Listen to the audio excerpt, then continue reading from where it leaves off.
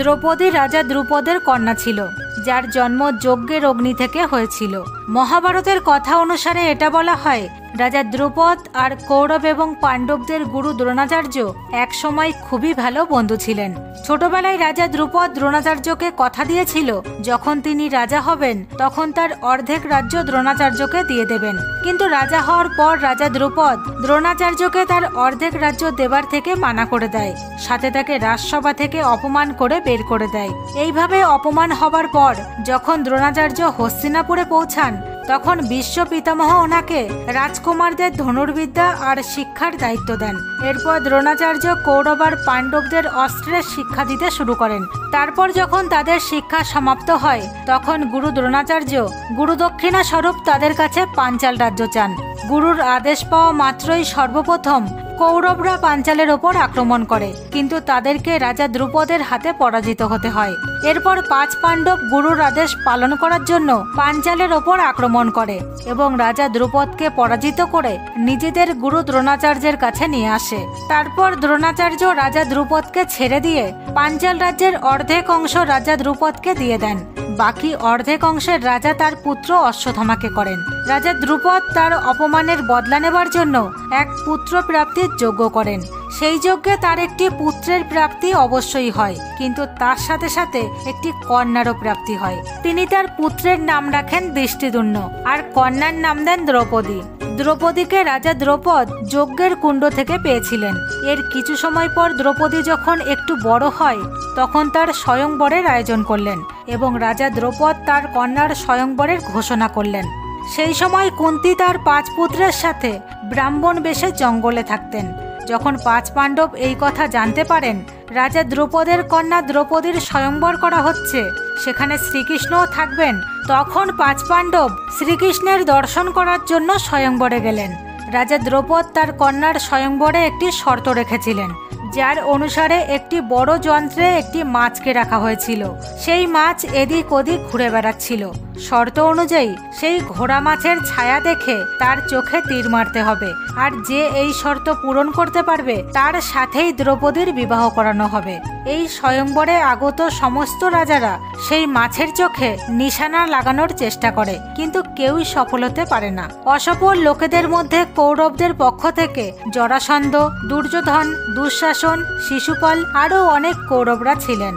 এই সমস্ত বীরেরা অসফল হবার পর ব্রাহ্মণের বেশ ধারণ করা অর্জুন তার গুরুর শিক্ষার মান রাখার জন্য সেই মাছের ছায়া দেখে নিশানা লাগিয়ে দেয়।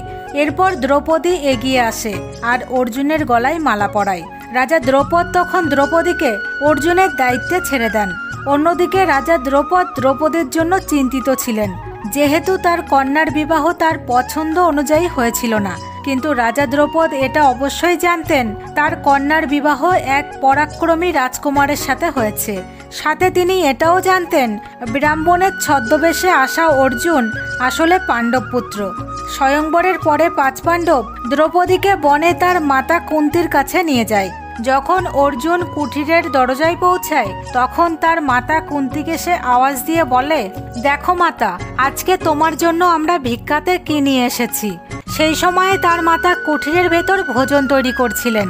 তখন তার মা না দেখেই তাদেরকে বলেন, তোমরা ভিক্ষাতে যাই এনেছো তা সকলের মধ্যে সমান সমান ভাগাভাগি করে নাও।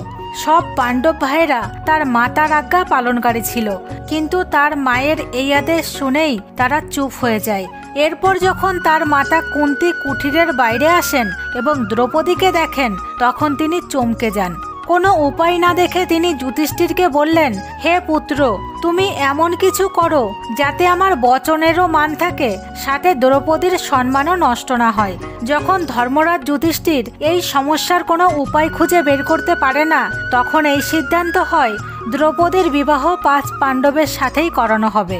কিন্তু এই বিষয়ে যখন রাজা দ্রৌপদ জানতে পারেন তখন তিনি শ্রীকৃষ্ণকে জিজ্ঞাসা করেন, হে কেশব, এক স্ত্রী কিভাবে 5 জন পুরুষের সাথে বিবাহ করতে পারে? এটা তো হিন্দু ধর্মের মর্যাদার বাইরে।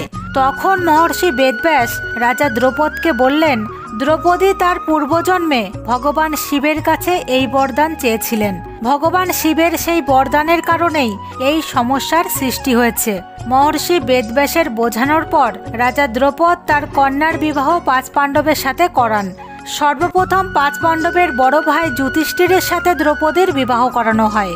দ্রৌপদী তার প্রথম ফুলসজ্জা যুধিষ্ঠিরের সাথেই করেছিল। এরপর দ্রৌপদীর বিবাহ ভীমের সাথে হয় এবং দ্রৌপদী ভীমের সাথে ফুলসজ্জা করে। এইরূপ অর্জুন, নকুল, সহদেবের সাথে দ্রৌপদীর বিবাহ হয় আর দ্রৌপদী তাদের 3 জনের সাথেও ফুলসজ্জা করে।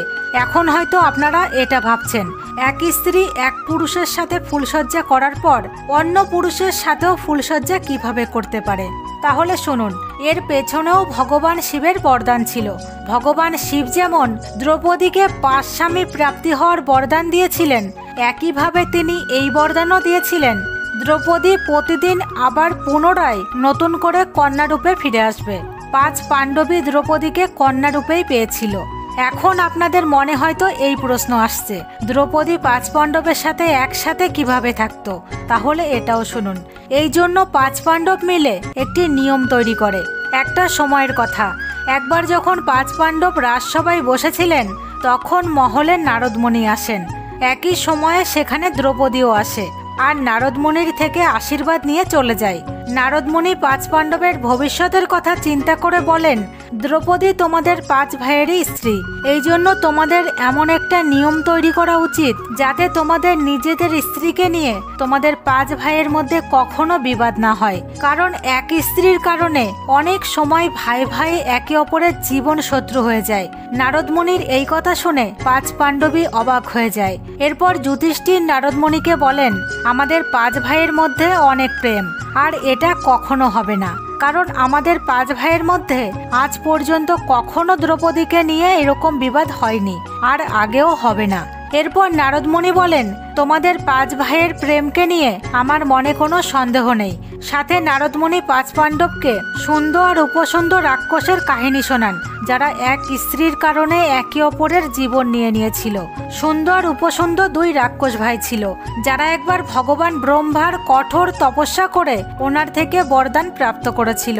তারা একে অপরকে ছাড়া অন্য কেউই এই সংসারে তাদেরকে বধ করতে পারবে না।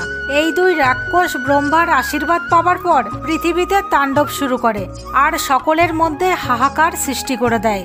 আর এরপর এর সমাধানের জন্য ভগবান ব্রহ্মা বিশ্বকর্মার সহায়তায় তিলোত্তমা নামের এক অপ্সরার রচনা করেন। তিলোত্তমা এত সুন্দরী ছিল যে তার সৌন্দর্যে সুন্দর এবং উপসুন্দর 2 ভাই মোহিত হয়ে যায়, আর এর জন্য তারা নিজেদের মধ্যে যুদ্ধ শুরু করে। আর সেই যুদ্ধ এত বেশি বেড়ে যায় যে তিলোত্তমার কারণে তারা একে অপরের জীবন নিয়ে নেয়।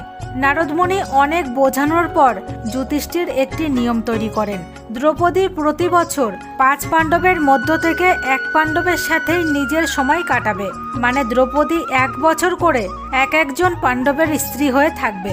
আর যখন দ্রৌপদী কোনো পাণ্ডবের সাথে ঘরে থাকবে, তখন সেই ঘরে দ্বিতীয় কোনো পাণ্ডব প্রবেশ করতে পারবে না।